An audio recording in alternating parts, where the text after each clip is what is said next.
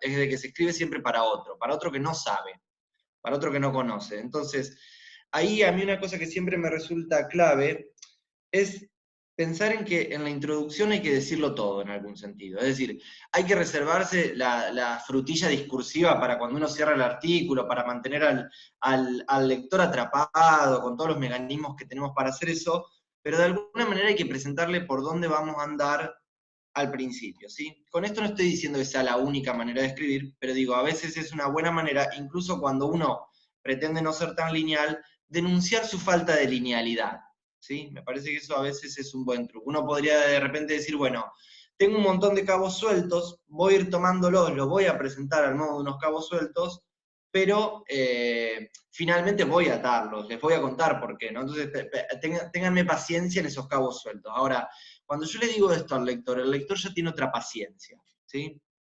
Digo, traten de imaginarse en los textos que a ustedes los apasionan, que les gustan, los textos que los mueven, los textos que entienden y en los textos que no entienden, ¿no? Me parece que siempre tener como unos modelos de los textos que sí y los textos que no es una buena referencia para pensar cómo escribir, ¿sí?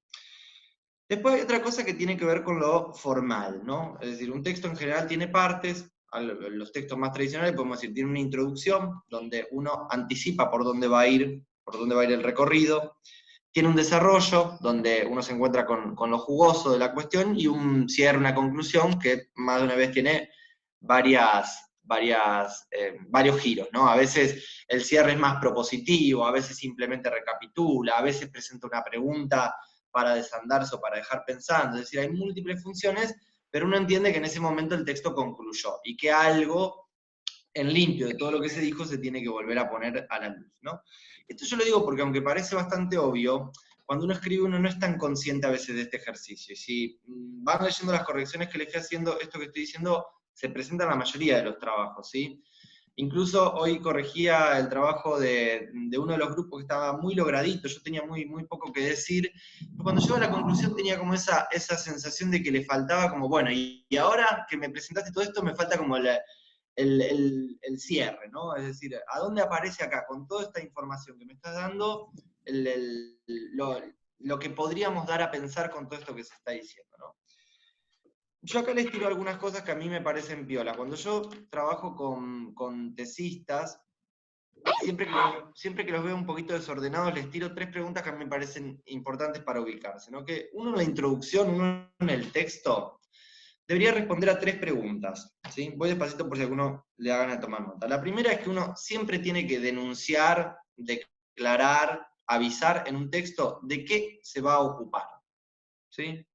No es lo mismo que yo me ocupe de los consumos culturales de los jóvenes que las diferencias de acceso a la tecnología en los jóvenes, ¿sí? Que cualquier otro problema que podríamos enunciar. Es decir, mientras yo más explícito sea con el objeto de mi texto, el objeto, la preocupación, el problema que yo voy a desarrollar, es más fácil que el otro, que el que me lee, me siga, ¿no?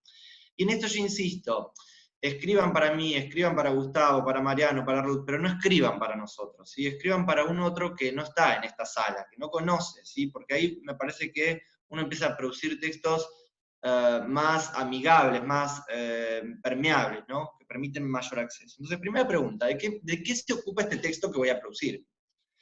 Segunda pregunta, ¿cómo me voy a ocupar de ese texto? ¿Sí?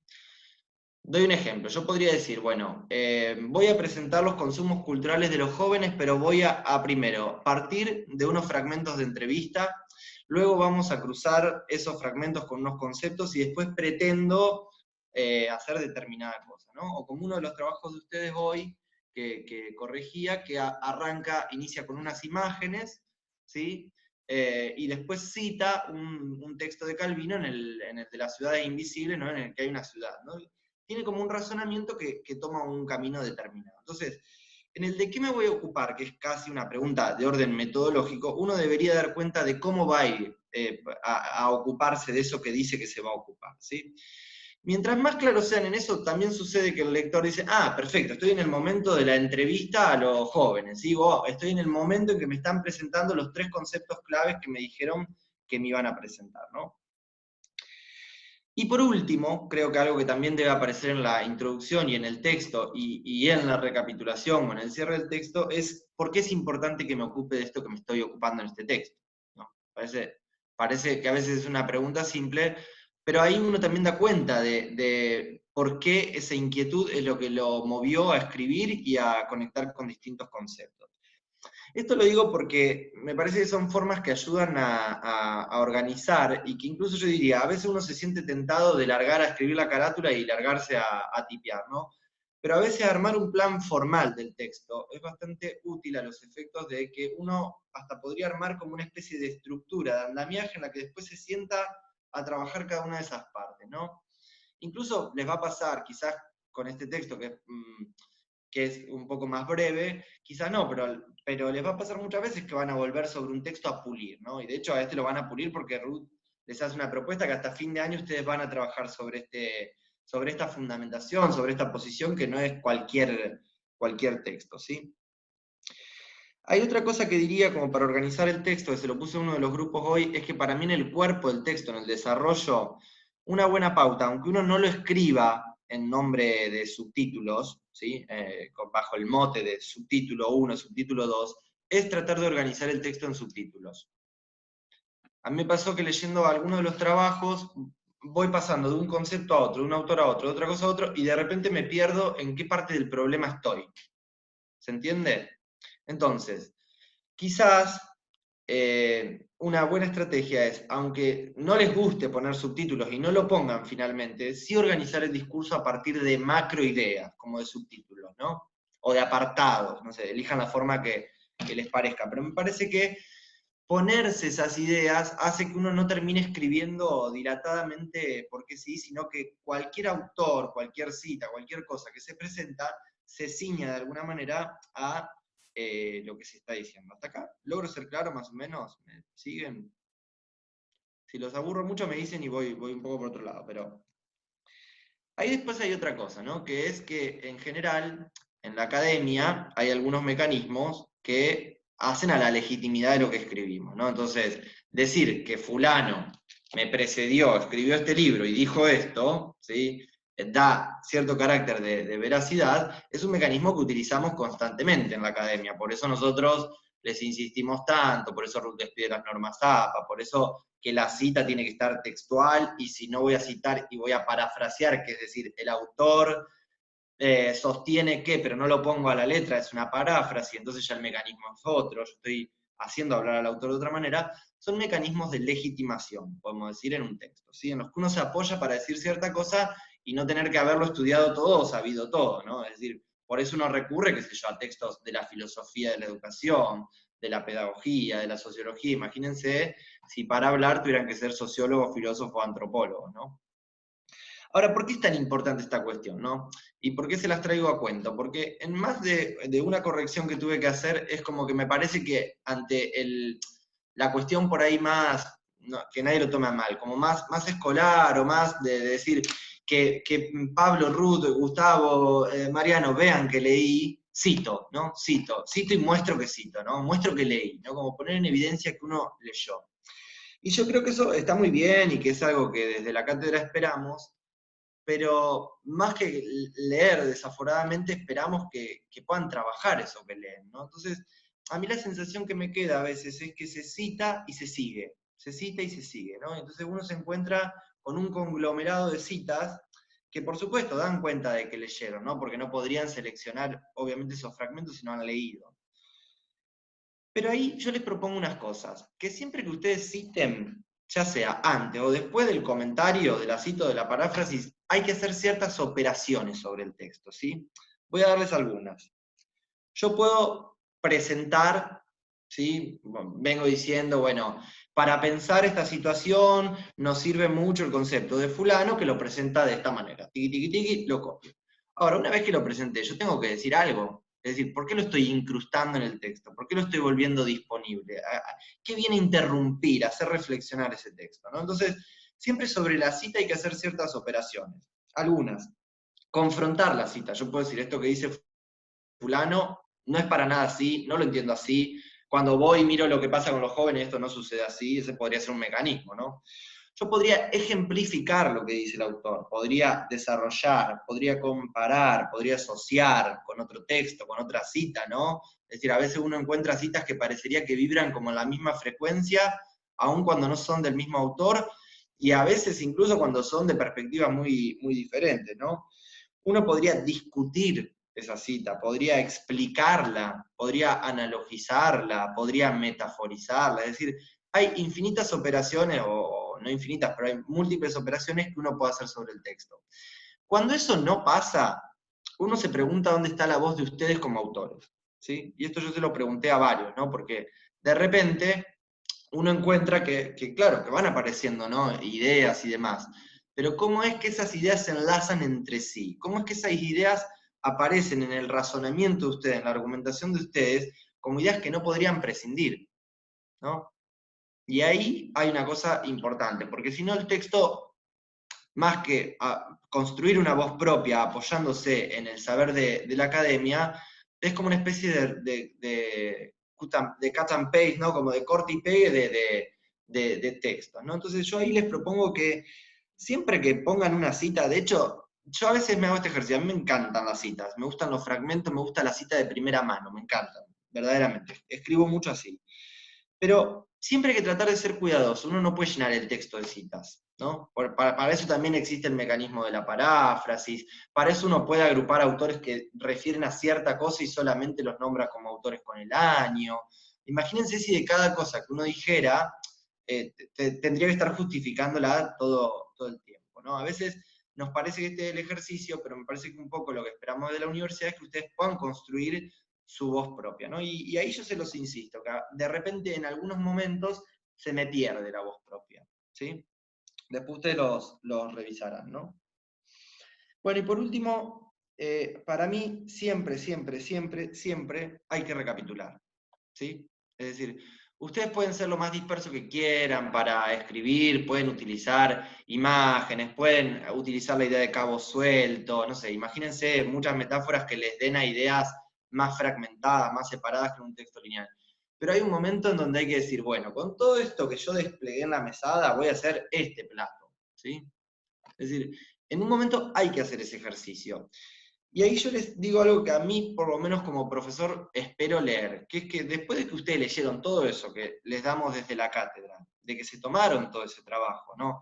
De que se tomaron el trabajo de seleccionar y de producir un texto, a mí a veces me queda la sensación que es, bueno, y ahora que sabes todo esto, ¿cómo vas a pensar la educación musical, por ejemplo, en el secundario, ¿no?